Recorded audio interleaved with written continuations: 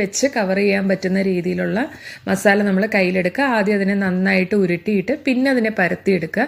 അപ്പോൾ അതിൻ്റെ അകത്ത് ഇടയ്ക്ക് ക്രാക്സ് ഒന്നും വീഴാതെ നമുക്കതിനെ നന്നായിട്ട് കിട്ടും. എണ്ണ കയ്യിൽ ഒരുപാട് തടവി കഴിഞ്ഞാൽ ഇത് നമ്മുടെ കയ്യിൽ നിന്ന് സ്ലിപ്പായി പോകാനുള്ള സാധ്യതയുണ്ട്.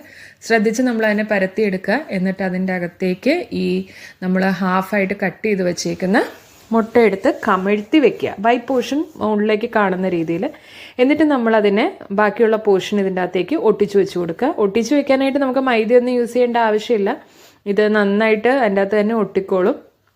മാത്രമല്ല ഇത് നമ്മളിങ്ങനെ ഒട്ടിച്ച് കഴിഞ്ഞിട്ട് നമ്മൾ ഈ മുട്ടയിൽ ഡിപ്പ് ചെയ്തിട്ട് സേമിയക്കകത്ത് ഡിപ്പ് ചെയ്തിട്ടാണ് നമ്മളിത് എടുക്കുന്നത്.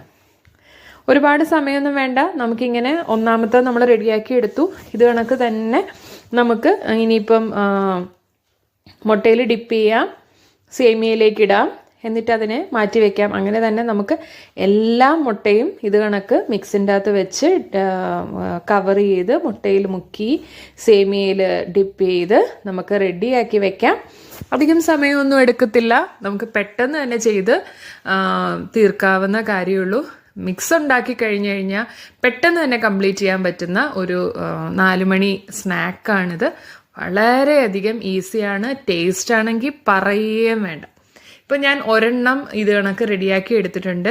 ഇപ്പം തന്നെ നിങ്ങൾക്ക് കാണുമ്പോൾ മനസ്സിലാവുന്നില്ലേ, അത് ഒരു കിളിക്കൂടിൻ്റെ ഷേപ്പിലേക്ക് ഇത് ഓൾമോസ്റ്റ് വന്നിട്ടുണ്ട്. കാണുമ്പോൾ തന്നെ ലുക്ക് തന്നെ നല്ല രസമാണ്. എൻ്റെ പിള്ളേർ ഇതിൻ്റെ അടുത്ത് വന്നിരുന്നിട്ട് വാവ് നെസ്റ്റ് എന്ന് കിടന്ന് വിളിക്കുന്നുണ്ട്. ഇനി ഇത് പൊരിച്ചെടുത്ത് കഴിയുമ്പോഴത്തേക്കിനും നല്ല രസമായിരിക്കും കാണാൻ. ബാക്കിയുള്ളത് ഞാൻ ഇത് കണക്ക് തന്നെ റെഡിയാക്കി വെച്ചിട്ടുണ്ട്. ഒരുപാട് സമയമൊന്നും എടുക്കത്തില്ല. ഇനി നമുക്ക് ഇതിനെ പൊരിച്ചെടുക്കാൻ വേണ്ടിയിട്ട് ഞാൻ സൺഫ്ലവർ ഓയിലാണ് യൂസ് ചെയ്യുന്നത്. സൺഫ്ലവർ ഓയിലോ അല്ല നിങ്ങളുടെ കയ്യിൽ വെളിച്ചെണ്ണയാണെങ്കിൽ അത് കുറച്ചും കൂടെ നല്ല ഫ്ലേവർ ആയിരിക്കും. പക്ഷേ സൺഫ്ലവർ ഓയിലിൽ പൊരിച്ചെടുക്കുന്നതാണ് എൻ്റെ ഒരു പേഴ്സണൽ അഭിപ്രായം നല്ലതാണെന്ന്. അങ്ങനെ എണ്ണ ഒഴിക്കുക, നന്നായിട്ട് ചൂടാക്കിയതിന് ശേഷം അതിനെ മീഡിയം ഫ്ലെയിമിൽ വെച്ചതിന് ശേഷം നമ്മുടെ ഈ കിളിക്കൂട് അതിൻ്റെ അകത്തേക്ക് ഇടുക. കാരണം ഈ സേമിയ ഓൾറെഡി അത് കുറച്ച് വറുത്ത സേമിയാണ്. അതിനെ എണ്ണയിൽ വെച്ച് കഴിയുമ്പോഴത്തേക്കിനും അത് പെട്ടെന്ന് കരിഞ്ഞു പോകാനുള്ള സാധ്യതയുണ്ട്. ഒരുപാട് സമയമൊന്നും എടുക്കത്തില്ല. അറ്റ്ലീസ്റ്റ് ഒരു 1 മിനിറ്റ് ഒരു സൈഡിൽ വെക്കുക. എന്നിട്ട് അതിനെ തിരിച്ചിട്ടിട്ട് നമുക്ക് ആ മുകളിലത്തെ ഭാഗം ഒന്ന് മുരിയാൻ വേണ്ടിയിട്ട് തിരിച്ചിട്ടിട്ടും കൂടെ നമുക്കൊന്ന് വേവിച്ചെടുക്കുക. 2 സൈഡും കൂടെ വേവിക്കാൻ ഓൾമോസ്റ്റ് ഒരു 1 മിനിറ്റ് മതി. പെട്ടെന്നാവും. ഇതിൻ്റെ അകത്തുള്ള ഫില്ലിംഗ് ഒക്കെ ഓൾറെഡി വെന്തിരിക്കുന്ന സാധനമാണ്. അപ്പോൾ നല്ല രസമില്ലേ കാണാൻ വേണ്ടി. നിങ്ങളെല്ലാവരും ട്രൈ ചെയ്ത് നോക്കണം. പിള്ളേർക്കൊക്കെ ഒരുപാട് ഇഷ്ടപ്പെടും.